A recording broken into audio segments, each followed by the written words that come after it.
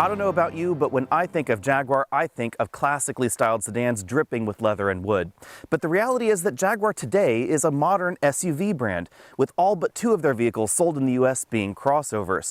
Today we're taking a look at the F-Pace. This is the direct competitor to the best-selling BMW in the US, the X3, and this is the direct competitor to the BMW X3M. This is the Jaguar F-Pace SVR. This is a 550 horsepower compact luxury crossover. I'd love to know your thoughts on the styling of the F-Pace and the rest of the Jaguar line in the US. Honestly, I think this is beautiful. I love the curves. This has a muscular appearance, but it's also restrained and elegant like Jaguars have been in the past.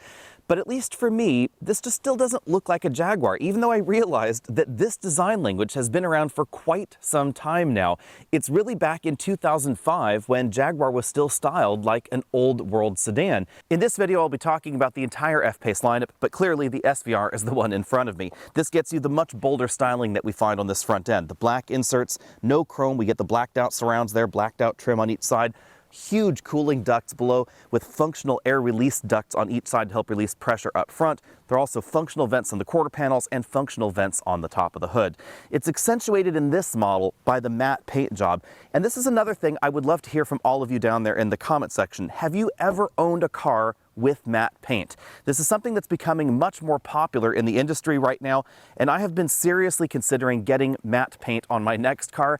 And to be honest, I'm a little scared. I'm just not sure if I'm up to the task of maintenance for a matte paint job. You can't take them through an automated car wash. You're supposed to hand wash them. They do supposedly hold up to things like tree sap just about as well as a regular shiny paint job. But again, I would love to hear from all of you down there in the comment section. Have you done it? Would you do it again?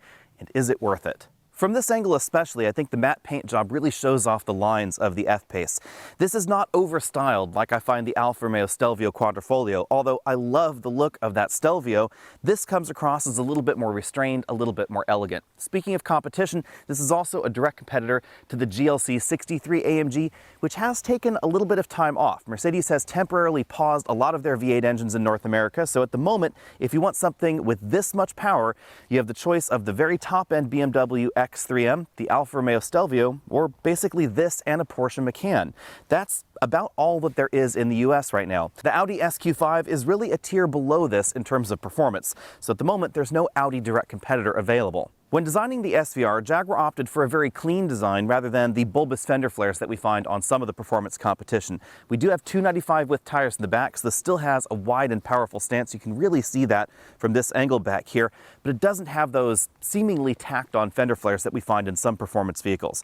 The other indication that this is an SVR trim, of course, are these big exhaust tips down there at the bottom. But again, they're not quite as huge as some of the competition. So everything about the Jaguar SVR is perhaps a little bit more discreet. No sports car would be complete without big wheels, big tires, and big brakes. So of course we find all of those on the F-Pace SVR. These are 22-inch wheels. We have a staggered tire setup here, 265s up front, 295s in the back. Big meaty brakes right there on the inside as well. One thing that I was surprised by, however, is that the ride height is not changed over the regular F-Pace. This still gets 8.4 inches of ground clearance, which is fairly high for a luxury crossover. If you're looking for a performance luxury crossover that won't get hung up on small branches or stuck in the snow, you might want to take a look at this, because most of the competition at least gets a very minor ride height reduction in order to help improve handling, and Jaguar decided to go in the opposite direction and focus instead on preserving the capability that we find in the regular F-Pace. As you'd expect in a modern luxury vehicle, Jaguar offers a selection of engines in the F-Pace for 2022. Things start out with a 2-liter 4-cylinder turbocharged engine in the base model. We then have a selection of 3-liter inline 6s that offer turbocharging, electric supercharging, and a 48-volt mild hybrid system. But if you want the craziest F-Pace, that's going to be this one, and it features a 5-liter supercharged V8 engine. This is the only supercharged engine in this segment at the moment, and therefore it has a very different power profile and a very different sound to the only other V8 engine available here. Well, theoretically available because the GLC63 again has taken a year off. This engine produces 550 horsepower, notably more power than we find in the BMW X3M. It's mated to a standard 8-speed automatic transmission and standard all-wheel drive. But this all-wheel drive system is going to try and send most of its power to the rear of the vehicle unless it's needed up front, unless you put the vehicle in snow mode in order to give this definitely a rear-wheel drive driving dynamic. If you get the base 2-liter 4-cylinder engine in your F-Pace, you'll get 24 miles per gallon combined. That's pretty average for an all-wheel drive entry in this segment. If you get this engine, however, that drops all the way down to 17 mpg. The comfort level of the front seats will depend greatly on how tall your torso is.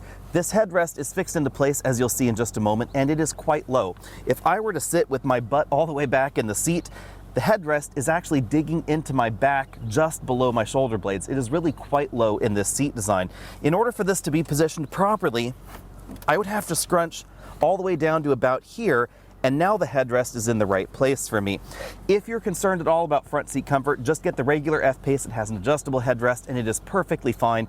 This seat, however, that's slightly different matter. It is a multi-way power driver seat with a 4-way adjustable lumbar support, however, and adjustable inflatable bolsters, but no extending thigh cushion. Another miss, I think. We have a powered tilt telescopic steering column. It is memory linked to the 3-position memory over there on the driver's door, but it's on the opposite side of the steering column because, of course, in its domestic market, this steering wheel would be on the other side. One big reason to buy the F-Pace over especially the Alfa Romeo Stelvio is the back seat accommodation. We have tons more legroom back here.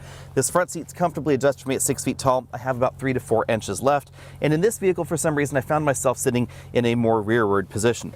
We have a somewhat tight center seat position right here, but with my head all the way back there, my hair is just barely brushing the ceiling. Interestingly enough, however, rear seat headroom is more similar to the X4 than the X3, so you will find a bit more headroom in the back of that BMW. Scooting all the way over here to the right side, the footwell is a little bit tight, but I still have about an inch between my legs and this front seat, which is all the way back in its tracks. And even though headroom is a little bit lower than some, if I put my head back here to the headrest, I have about an inch of headroom left still. Aside from the relative dimensions, the other thing you're really going to notice back here is the level of attention to detail. Lots of stitched leather going on back here on the backs of the seat backs. That's a really nice touch. We also have the Alcantara headliner all the way back here, stitched leather accents on the doors, lots of soft touch materials everywhere. There's also a fold down center armrest with 2 cup holders, 4-zone automatic climate control in this model. But rather surprisingly, the rear seats do not recline. They do, however, fold in a 40-20-40 fashion, so you can fold down this center section and put larger items inside if you want to. According to Jaguar, behind the hatch we find 28 cubic feet of cargo capacity. At this point, I would remind you that most European car companies measure cargo capacity a little bit differently than the average mainstream American market car company, so this cargo area is about the same size as the one in the RAV4 or CR-V. It is not, in fact, smaller, and that's why I was still able to fit 5 to 6 24-inch roller bags, 6 if you really squish them just right, 5 pretty comfortably back here. The cargo cover in the F-Pace is one of these fold-in-half hard-style cargo covers that generally yields a quieter cabin because there's more sound insulation between the cargo area and the cabin, but it does mean this is a little bit less convenient because this is not going to fold up quite as compact as the roller-style shades. Under the load floor, we find something surprising. Spare tires are pretty unusual for a luxury crossover and almost unheard of in a luxury performance crossover. You can see this is actually quite an eccentrically shaped wheel in order to fit over the big brakes. And as far as temporary spare tires go, at a T175, this is fairly wide as well. As we look around the interior, keep in mind that this is the SVR trim, so obviously there are going to be features in here that you don't find in the regular model. We have that faux suede headliner in here and this large panoramic moonroof that goes to just over the rear passengers' heads. As you can see, the sunshade doesn't completely block out the lights. If that's something that you're looking for, you might want to look somewhere else. And all 4 seating positions on the outboard side get fixed in place headrests. This headrest up front doesn't look like it's terribly large, but again, the way that the curve of the seat back goes, this bottom part of the headrest hits me in a very unusual place in the back. You can see that the seat back is pretty thin, but aside from that particular feature there, the rest of the seat is comfortable, but after an hour, my back honestly hurt with that headrest the way that it is. Bearing in mind that the F-Pace is a compact luxury crossover, if the front seats are all the way back in its tracks, you end up looking right there at the side pillar, but for me and my height, that was not a problem. The front doors are made of mainly soft touch materials. We have a lot of stitched goods going on up top. Same sort of Alcantara-like insert right there for the armrest. You will find some hard plastics on the inside of the bottle holder in order to help improve durability. This model has textured metal trim. We also have metal speaker grills, and you can see the 3-position memory for the passenger seat there. In the SVR trim, there's also an option for carbon fiber on the dashboard and doors. Moving over to the dashboard, you can see that we have a refreshed design for 2021. This is a 2022 vehicle, but the redesign happened in 2021. Lots of stitched materials again, leather and Alcantara-like material right there on the top of the dashboard. Lots of stitched materials going on the rest of the dashboard there, and this new large standard infotainment screen. This is just over 11 inches, and as you can see, it supports smartphone integration. It supports wireless or wired CarPlay. Infotainment is something that Jaguar has struggled with a little bit in the past, but I think they've finally hit the nail right on the head. This software is significantly more responsive than previous generations of the software. You can see that there are still some slight delays, but then everything pops up and works just as you'd expect it to. When you click on things like this augmented reality camera view, you definitely get faster interactions than we had in the software before. Jaguar has also included some connected features, Amazon Alexa, that's kind of a handy touch if you prefer Amazon Alexa over the built-in systems. Front seat and rear seat climate control is also controllable via this system. The dynamic eye page is where we find things like the dynamic mode settings here for engine, steering, gear shift, and suspension. The car's built-in navigation software is pretty snappy, as you can see, but it doesn't offer satellite imagery like we do find in modern Audi models. One interesting touch, however, is that if I plug my smartphone back in and I hit the navigation button, it takes me to the phone's navigation, whether I'm using this shortcut button on the side or whether I'm using the main menu navigation setting. Above the infotainment screen, we have two large air vents. You can see that infotainment screen does sort of hover just in front of the dashboard, which is an elegant touch. Below that, we have the controls for the front two climate control zones, and these knobs do double duty as temperature and as seat heating and ventilation controls. Below that, there's a Qi wireless charging mat, engine start-stop button.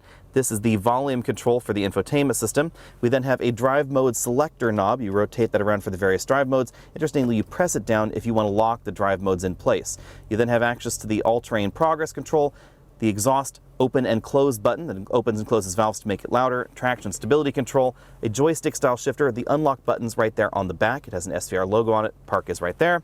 We then have a roller style cover over this cup holder area where I have my smartphone, and I have my smartphone there for a reason, because back here this little storage compartment is just too small for those larger smartphones to fit in there and still close the lid. On the driver's side, we have a full color heads-up display. It's of course contained inside this module right there in the dashboard just above the instrument cluster. The instrument cluster is a full color LCD unit, and it's just as adjustable as we find in other Jaguar and Land Rover models. The theme of the display doesn't change quite as much as I might like drive mode to drive mode, but you can, for instance, choose a large full screen mapping interface, or this interface right here where we have a large tachometer in the middle, digital speedometer, map on one side, and auxiliary information on the left side. All that adjustment is done via the controls over here on the left side of the steering wheel. This is also where we find a voice command button, a favorites button, and a phone button. On the right side, we find the controls for the optional adaptive cruise control and the steering wheel heater button. You can see this is a 3-spoke steering wheel with a split bottom spoke SVR logo there, but it is still a round steering wheel, so no flat bottom wheel for the SVR trim. Jaguar gave it an attractive leather design. You can see that the outside portion is embossed with a design. The inside is smooth, and it's several different pieces of leather there. On the back of the steering wheel, we have large metal paddle shifters, which is a nice touch. Not everybody, for some reason, in this segment uses metal paddle shifters. Get the F-Pace SVR out on the road, and the first two things you're going to notice are the enormous amount of power and the awesome engine note from this 5-liter V8.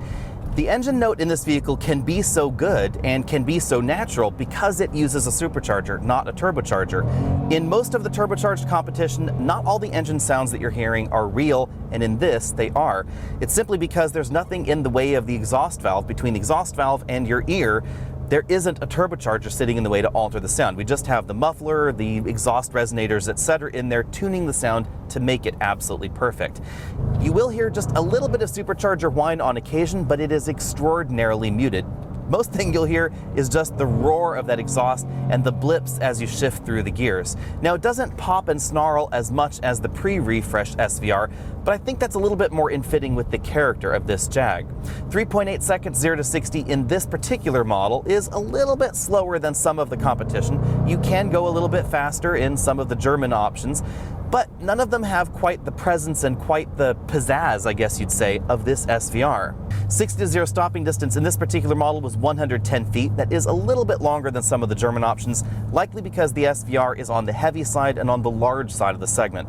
In order to have all the V8 fun, you have to have a V8 under the hood, and that definitely means a little bit of added curb weight up front. You will notice that this doesn't feel quite as well balanced as the X3M in terms of handling dynamics. It doesn't have the same quite crispness that we find, but the balance is absolutely excellent. And even though it feels like it is a little bit heavier and has a little bit of extra weight up front, that does help make the handling dynamic a little bit more predictable than you'd find in a perfectly balanced sedan. But to be perfectly honest, when it comes to handling, most of the differences are simply nitpicking. This grips the road incredibly. 265 with summer tires up front, 295 with summer tires in the back. This is a ton of fun. And Jaguar deliberately programmed this all-wheel drive system to give you the most fun possible. So unlike some all-wheel drive systems in the luxury segment, this one isn't neutering the feel of a rear-wheel drive vehicle. If, for instance, you take a look at the all-wheel drive information screen, you'll notice that the vast majority of the power is being sent to the rear axle, even when you're in the normal drive mode. If you put it in dynamic, it dials that up even further and will only send maybe about 25% to the front axle, even under full throttle acceleration. So unlike some of the competition where they'll try and send about 50% of the power to the front axle, this will never get that sort of light front steering feel that you'll find in those vehicles. Depending on what you're doing in the F-Pace SVR, the rear end can definitely get more lively than some of the German competition, and at least for me, that's certainly a feature, not a bug. Where the SVR really excels over the competition, especially the performance competition, is ride quality.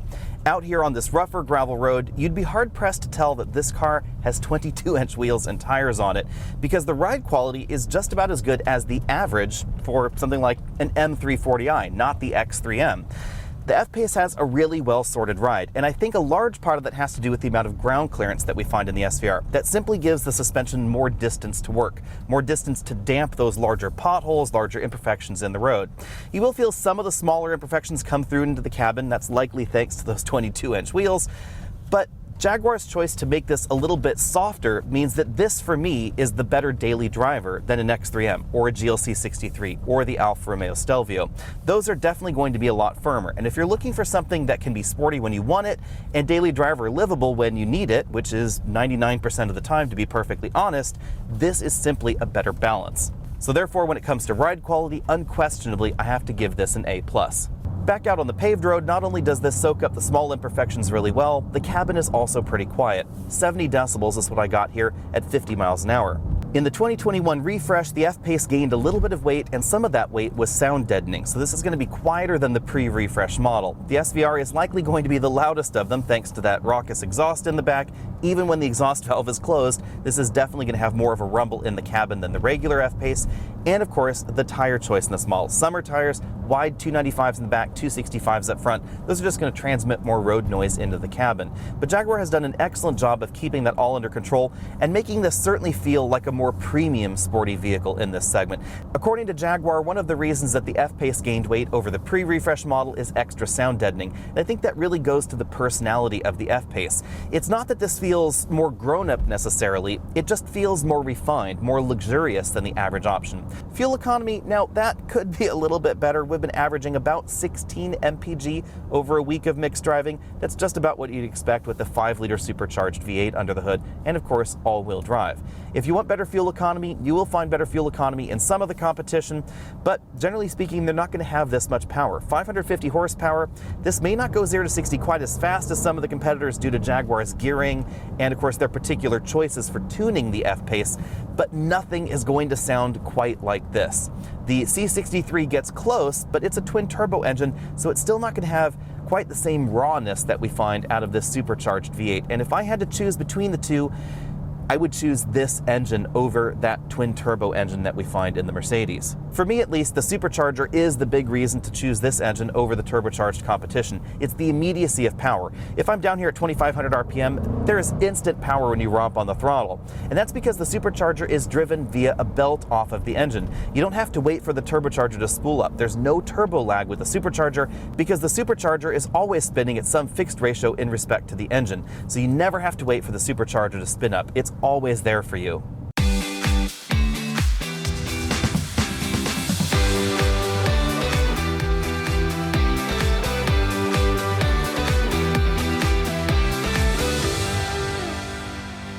Jaguar has priced the F-Pace a little bit higher than the competition for 2022. It's going to start at $50,900 for the base 2-liter turbo. Power output from that 2-liter turbo is pretty comparable to most of the German options, but if you want the inline 6, and trust me, you probably do, that's going to set you back $59,600. And of course, if you want the ultimate F-Pace, which is what I was driving this week, that's going to be the SVR with the 5-liter supercharged V8 at $86,600. That is a significant bump above a BMW X3M or X4M. Bearing in mind that higher horsepower figures don't always yield quicker 0 to 60 acceleration runs, The SVR is not going to be quite as swift 0 to 60 as some of the German options. But logically, the bigger supercharged V8 engine and the high horsepower figures are why the SVR's sticker price is a little bit higher than some of the competition. The other reason seems to be standard feature content. We get a lot more standard content on the F-Pace SVR. In fact, there aren't too many options to choose from if you choose the SVR package. You can get things like the heated windshield, the tow hitch receiver, a bit of upgraded ambient lighting, 4-zone automatic climate control, autonomous parking, and rear seat outlets. So there are no big option packages that add thousands and thousands of dollars on the F-Pace SVR like you do find on the X3M or X4M, like the competition package, etc., the executive package, things like that. Moving on to the competition, that's the big reason that the X3M is less expensive as far as starting MSRP, $70,100 for the X3M. 0 to 60 times are pretty comparable, F-Pace SVR to X3M, unless you choose the competition pack option on the X3M, and then it does get 0 to 60 faster. And the 0 to 60 numbers in the X3M are mind-blowingly quick. However, you should know that it does have a smaller displacement turbocharged engine, so there is a bit of turbo lag, and I would say it's relatively noticeable in the X3M and the X4M. And we don't have that same sort of feel in the Jaguar F-Pace SVR, and that all has to do with the supercharged 5-liter V8. The bigger displacement means that less boost was required, and the supercharger means that boost comes on really basically instantly. It's always there in a very linear fashion with the RPMs of the engine because it is belt driven. So you're certainly going to notice the difference in passing maneuvers. If you just flick the paddle down and you romp on the throttle, you're going to have to wait for the boost to build a little bit. It's pretty quick in the X3M, but it is still there. So if that's not something that you like, then you're going to want the F-Pace SVR. Or on the other hand, if turbo boost is something that's pleasing to you, which oddly enough I find actually kind of fun, then the BMW might be the better option here. As far as interior design goes, I think the Jaguar comes across as a little bit more premium, and this next statement is something I didn't think I would say about a Jaguar. I actually like its infotainment system a little bit better than the one in the BMW. iDrive is definitely very, very solid, and it's been very reliable long-term, so my betting money would be on it getting better software updates perhaps and being a little bit more reliable, but the Jaguar system comes across as very intuitive in this generation. Sometimes there were options when you click a button and it took a little bit to respond, but overall the system is pretty snappy, and I like the design of the software. The software looks very attractive, and the screen format and its positioning with the driver make it easier to use Apple CarPlay or Android Auto. I also like the fact that on the LCD instrument cluster, even though it's not as snazzy as the Audi LCD instrument cluster with the Google satellite imagery, we do have that full moving map display. I find that to be pretty handy, and that's not something that we get with BMW's full LCD cluster in their competitive products. As far as handling goes, the BMW is more precise, but I think the Jaguar fit me a little bit better, especially with the ride quality. The ride quality in the F-Pace is absolutely perfect. A lot of what I've said about the X3M applies to our next competitor, the GLC63. Of course, keep in mind the GLC63 is not available in the US at the moment. Mercedes has temporarily hit the pause button on a lot of their V8 engines thanks to the chip shortage. I expect the GLC63 to return. We just don't know exactly when that will be. Likely sometime in October or November of 2022 is when we'll find out whether or not it's going to get resurrected in the US for 2023. But for the moment, let's pretend that it exists. The GLC63 is the only other vehicle in this segment to give us a V8 engine, but it's a different kind of V8. It's a 4-liter twin-turbocharged V8 versus a 5-liter supercharged V8. So the way it delivers power is going to be, in some ways, a little bit more similar to the BMW turbocharged inline-6. Although the Mercedes-Benz engine sounds really great, not all of that sound is natural. Some of it is digitally augmented because we do have those turbos in the way of the exhaust, but it still sounds absolutely fantastic. It still has a little bit of turbo lag, but Mercedes has done a really good job limiting that turbo lag. Of course, the displacement helps out here a lot. The displacement is 33% higher than in the BMW M engine at the moment, and that really helps reduce turbo lag. In terms of handling, the Mercedes, like the BMW, feels a little bit more direct, a little bit more engaging than the Jaguar, but the suspension tune in the Jag is certainly going to be more comfortable. Also significantly more comfortable is the transmission. Unfortunately, the GLC63 uses the Mercedes MCT automatic transmission. Basically, what Mercedes has done is they took a regular automatic and they threw out the torque converter and jammed in a multi-plate clutch. Every automatic transmission has a bunch of clutches in there, and so Mercedes just calls this a multi-clutch transmission. It is not a dual-clutch transmission, has absolutely zero relationship in terms of its design to the average dual-clutch transmission. Its design is basically the same as a regular 9-speed automatic. only they've taken out the thing that makes automatics comfortable. And in many ways, the MCT ends up being the worst of both worlds. It has the inefficiency of a traditional automatic transmission and the relatively slower shifts of an automatic transmission, coupled with the herky-jerkiness of a multi-plate clutch instead of a torque converter. Now, Mercedes has really made the shifts very rapid in that transmission, just about as rapid as you can get an automatic transmission to go, but there are still dual-clutch transmissions out there that will be faster based on their design. Performance vehicles like this that are trying to be daily driver performance vehicles have largely moved away from dual-clutch transmissions, interestingly. We used to find them in BMW models. We still find them in some Audi models, although Audi actually has a really slick DCT these days. And the multi-clutch transmission just seems a little bit out of place still, at least to me, in some of Mercedes' products. Let me know what you think about that down there in that comment section. The next competitor has to be the Alfa Romeo Stelvio, because it is absolutely bonkers. It is definitely bat crap crazy. Even though the Alfa and the Jag are very different kinds of vehicles, the choice of choosing a Jag or an Alfa over the BMW or Mercedes is, oddly enough, a very similar choice. You're basically saying, I'm choosing not to go the predicted route. I choose something that's a little bit more boutique, a little bit more exclusive, a little bit less common out on the road. The Jag is definitely very modernly styled. It's more comfortable. It has that fire-breathing V8 engine with the best engine noise, I think, in this segment. And then we have the Alfa Romeo Stelvio, which is a very, very close second if you get the Quadrifoglio version. That engine sounds absolutely incredible in an entirely different way. It's not just that the Alfa Romeo Stelvio Quadrifoglio is an Italian performance vehicle, it also literally has the heart of a Ferrari. The engine was designed for this vehicle by Ferrari, because remember, Ferrari used to be part of the entire conglomerate that was FCA and is now, of course, Stellantis. Really, everything about the Alfa exudes performance. Its tighter dimensions, the tiny back seat, the tiny cargo area, the way the instrument cluster's designed, the steering wheel, the enormous paddle shifters that we get, the way the engine blips and burbles as you drive it. This is the kind of vehicle that absolutely begs to be driven harder and harder and harder.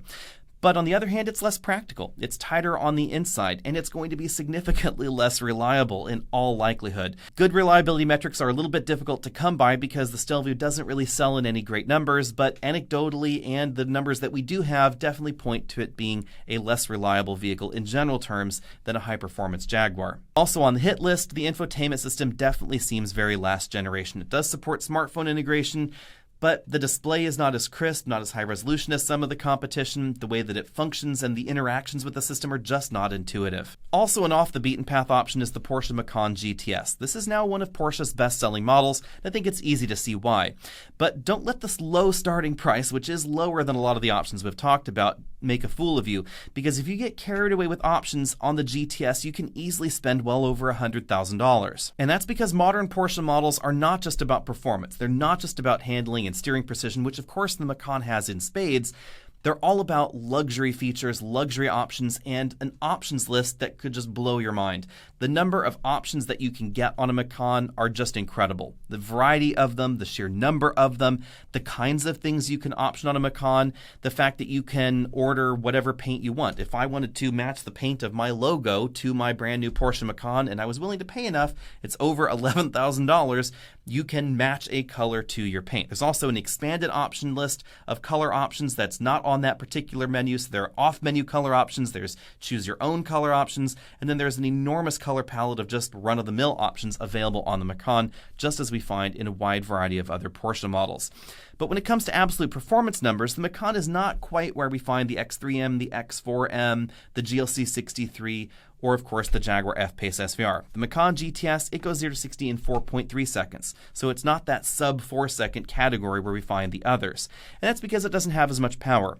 I fully expect that Porsche will have a bat-crap crazy version of the Macan at some point in time, but at this point in time, we don't have that next level in crazy performance. If you want that next level in Porsche performance, you have to choose a different model. You're not going to find it in the Macan. But on the other hand, the handling precision and the general dynamics of the Macan are absolutely excellent. So if you're looking for a performance vehicle that's in this price range, the Macan is certainly going to be there, but it's going to be a bit more focused on handling precision, driving dynamics, driver engagement, than 0 to 60 performance. So it's definitely a valid option. Now, which one would I pick if I were shopping in this segment right now? I have to admit, I would probably pick the F-Pace SVR. It just fits my personality really well. I like the infotainment system. I like the interior.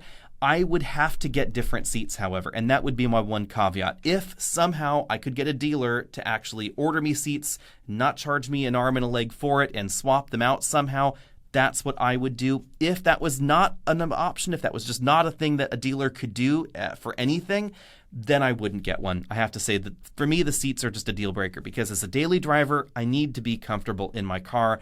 And the Jaguar F-Pace SVR just has that one particular problem. As I understand it, in other markets, this is not as much of a problem. So if you're watching this outside the United States, there may be different seat options. So be sure and spend some time in those seats. In the US, however, there is just the one seat option for the F-Pace SVR. The polar opposite of the Jag would be my number 2 pick, the Alfa Romeo Stelvio Quadrifoglio. It is just so much fun. And bearing in mind that way over 70% of these vehicles are going to be leased, then I suspect I would take a risk on that potential reliability problem and I would get the Stelvio because it is just so much fun to drive. Let me know what you think about that down there in the comment section. And what would you pick if you were shopping among these options? Would you wait for the Mercedes? The Mercedes is going to be a good option as well, but it's not on sale this year. And we don't know exactly when Porsche might have performance-wise, 0 to 60 performance-wise, I should say, a Macan that's going to be a direct competitor here. In the meantime, be sure and hit that subscribe button. Find me over at facebook.com/AlexNautos, Instagram. Check out the merch store, and I will see all of you next week.